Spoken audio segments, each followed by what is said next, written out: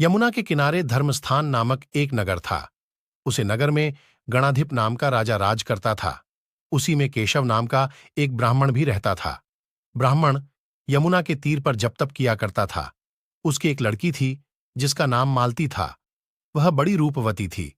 जब वह ब्याह के योग्य हुई तो उसके माता, पिता और भाई को चिंता हुई।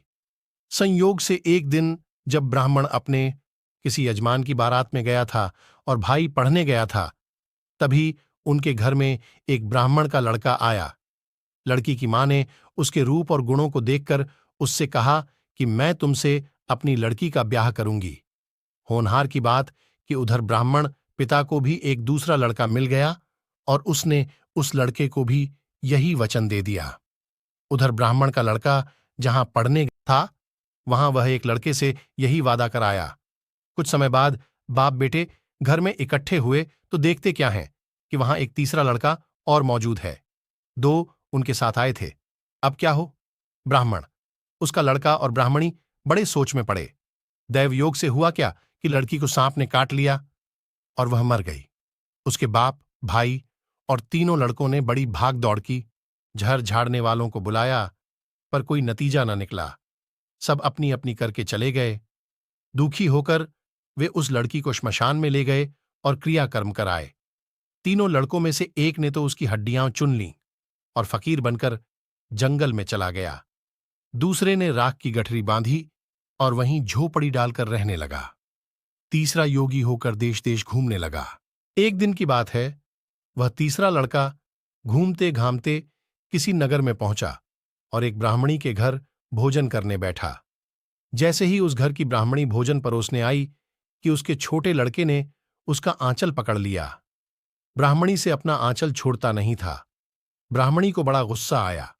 उसने अपने लड़के को झिड़का, मारा पीटा, फिर भी वह न माना तो ब्राह्मणी ने उसे उठाकर जलते चूल्हे में पटक दिया। लड़का जलकर राख हो गया। ब्राह्मण बिना भोजन किए ही उठ खड़ा हुआ। घरवालों ने बहुतेरा कहा, पर वह भोजन करने के लिए राजी न हुआ। उसने कहा, जिस घर में ऐसी राक्षसी हो उसमें मैं भोजन नहीं कर सकता। इतना सुनकर वह आदमी भीतर गया और संजीवनी विद्या की पोथी लाकर एक मंत्र पढ़ा। जलकर राख हो चुका लड़का फिर से जीवित हो गया। यह देखकर ब्राह्मण सोचने लगा कि अगर यह पोथी मेरे हाथ पड़ जाए तो मैं भी उस लड़की को फिर से जिंदा कर सकता हूं। इसके बाद उसने भोजन किया और वहीं ठहर गया। जब रात को सब खा पी कर सो गए तो वह ब्राह्मण चुपचाप वह पोथी लेकर चल दिया। जिस स्थान पर उस लड़की को जलाया गया था, वहां जाकर उसने देखा कि दूसरे लड़के वहां बैठे बातें कर रहे हैं। इस ब्राह्मण के यह कहने पर कि उसे संजीवनी विद्या की पोथी मिल गई है और वह मंत्र पढ़कर लड़की को जिंदा कर सकता है, दोनों ने हड्डियां और राख निकाली। ब्राह्मण ने जैसे ही मंत्र पढ़ा, वह लड़की जी उठी। अब तीनों उसके पीछे आपस में झगड़ने लगे। इतना कहकर बेताल बोला, राजा, बताओ कि वह लड़की किसकी स्त्री होनी चाहिए? राजा ने जवाब दिया, जो वहां कुटिया बनाकर रहा उसकी।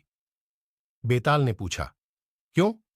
राजा बोला, जिसने हड्डियां रखीं वह तो उसके बेटे के बराबर हुआ।